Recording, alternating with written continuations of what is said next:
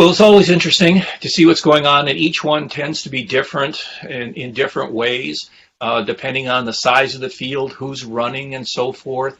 Again, in 2016, you had a very large Republican field running, and that created some issues and some problems potentially in terms of who was in and who was out. Democrats had a very small campaign. It seemed to be that it was going to be Hillary Clinton all the way, but then all of a sudden Bernie Sanders came and gave a very strong challenger, came very close to winning Iowa here, even though Clinton did manage to pull it out at the end. This time it's the Democrats that have a very, very large field, and with an incumbent Republican president, you don't have much competition there.